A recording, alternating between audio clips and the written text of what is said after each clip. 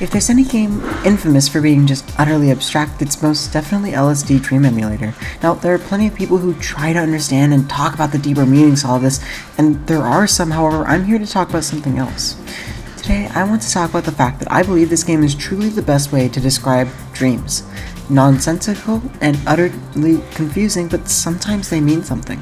As usual, I really hope you guys enjoyed this video. I put a lot of work into this one because it was just really hard for me to understand dreams. You guys will see why. I'll explain all that later. But again, hope you guys enjoyed this video. It took me a bit of time just because, getting all of this to work in my head, I guess, and also getting Duck Station took way longer than it should have. So yeah, anyways, on to the video. I'm going to be talking about dreams really quick. Or, well, not really quick, it's like half the video. But, ironically, it's really hard for me to because the thing is I have a lot of trouble remembering my dreams. The last time I remembered even a snippet of a dream was actually sometime, I want to say last year. And I can't even remember what it was about, I just know I remembered it for a little bit. It's really hard for me to talk about dreams considering my experience in them is very little, I guess you could say. So I talked to my brother for help for this part, and I think I found a way to talk about them. There are two types of dreams, meaningful ones and absolute nonsense garbage ones. I'm not a dream expert, but I know that dreams are based on your brain's collection of knowledge and feelings. And sometimes the knowledge and feelings it uses are useless or meaningful. And I'm pretty sure you get more useless ones than meaningful ones. For example, when I was 9, 7, 8, 10, 6, I don't know, I had a dream that I was an Enderman in Minecraft while running in the end portal room, and there was a lot of void fog. I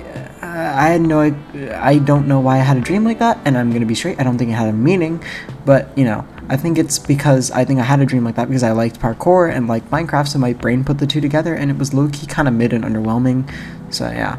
Now, on the other hand, there are dreams that do have meanings, at least dreams where we assign meanings to them. My brother had told me once when he was about 9, I don't know if he took medicine or not, he had a dream where he was at school, he was placed in a bathtub naked, and rolled out into the cafeteria where he started shitting himself and bleeding, and he felt embarrassed. Now this could actually have a meaning, and this is a play on the naked at school dream trope, I guess you could call it. Well, anyways, yeah, this could have a meaning about being embarrassed at school and things like that, but no matter what, the two categories have one thing in common. Both meaningful dreams and useless ones are complete acid trips, and completely, really, when you experience them in the moment, you don't understand them at all. I mean, when you write them down, the events might look a little weird, but you can analyze them, but when you experience them in, the point of view, it's fucking weird. I mean, yeah, and you see, LSD Dream Emulator is actually based on a book called Lovely Sweet Dreams. This is a dream journal by a Japanese author, and also a really cool art book. You can read it on archive.org if you're interested. I'll be talking about one excerpt here, and I think this book, by the way, is a perfect example of how weird dreams can be, how nonsensical sometimes they can be, and how meaningful they can be. For example, let's read an excerpt. It's been a while since I last saw the Kuroshima's baby. I'm looking into his face. It's all grown up, but the rest of him is still a baby. All I can say is, my, how much you've grown. This could very well mean something, even though reading this looks like something meaningful. If you imagine yourself in the moment and actually look at the visual, it looks really confusing. And then on the side there are just dreams where lion things are eating a gas tube. And yeah, you heard me. Look at the visual. Not lying. Anyways, yeah, it's just as confusing to read as it is to see. Although the art looks absolutely adorable. Although I'm gonna have to censor for the fact that this mom lion has boobs. I don't know why they did that, but whatever. Anyways, what I'm getting at here is if you pretend to put yourself in that dream, well, some things mean things and some things don't. It doesn't matter. It's all still confusing in the moment. And that's exactly what LSD Dream Emulator is trying to let you experience. These could mean something, but you really can't tell in the moment. It's just all a mess, and it's super abstract and surreal. Let me take you to the land of beautiful land called Happy Town. Yeah, you're on LSD, right? This looks like an acid trip. This is one of those dreams that are absolutely abstract and lucid. You don't even know what to make of it, do you? I don't. And that's the point, just like in a real dream. For most of the game, honestly, I wanted to include clips of me playing, but I was always speechless because I didn't even know what was going on. You just sort of walk around until you get teleported away to another location that'll just be just as confusing as before. It perfectly represents what it's like to be in a dream, just straight confusion in different environments that make absolutely no sense. Now there's a ton of stuff to this game, other stuff too, like for example this graph thing. I won't even get into it because quite frankly I have no clue what it means. Only the experts who have analyzed this game code knows. And in the LSD there are weird variations of textures, downer, evil, sexual, and glitched. I only got this one with kanji all over the place and I didn't get it. This game is confusing and utter chaos for the eyes, but again, I think that's the point. It's the experience of a dream, just wandering around places that don't make sense until you understand it all later. For example, I told you about Happy Town, right? Didn't make any sense, but there are secret messages. For example, in the textures you can read things like sky, happy, sex, and LSD. You can even find dicks just hidden in textures all over the place. Once you start to put it all together, then it makes a little more sense, and maybe it's talking about the superficial joy from, you know, sex, drugs, and other things like that, you know, superficial pleasures and, you know, hedonistic values, I guess you could say, but that requires you to be writing down process of everything, which is basically just cheating and having to fly around and take away assets and stuff. You won't notice it for when you're actually playing it for your first time.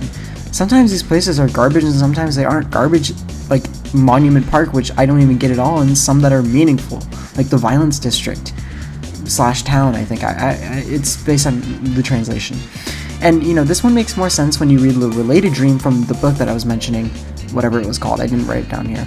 But, yeah, then again, a lot of this game is just utterly surreal, and in the end, it doesn't need to make sense. You know, the point of the game, in my eyes, is to experience the nonsense in dreams, and experience the chaos that you feel, the confusion, the speechlessness. You know, I sometimes feel like this game is so hard to make any sense at all, because it's kind of just like seeing the, you know, that dream book, again, forgot the name. It's kind of like seeing the image without the context. Just confusion. It's literally like it's like an acid trip. Here, look at this image and tell me what's going on. Yeah, this one's about like some guy finding bodies, like dead bodies all over the place, and his mom and sister are like sewing them up and stuff. It's so weird. Anyways, yeah, but I find this game absolutely beautiful. And speaking of beautiful, Osamu Satu, the guy who made this game, makes a lot of art. It's really beautiful though. It's like it fits this game a lot. It's like LSD acid trip art, and it reminds me of, I want to say like early Takashi Murakami, just before the flower became his thing. But yeah, anyways, I think it's still really unique, and you can get it for free. Again, on the wiki for this game, you can actually just get the ROM. You can go on GitHub and get DuckStation, and you can experience this game for yourself. There's so much to this game. I only played it for like 30 minutes. Yeah, that was the longest 30 minutes of my life. I was so confused, but yeah. Anyways, that concludes this video.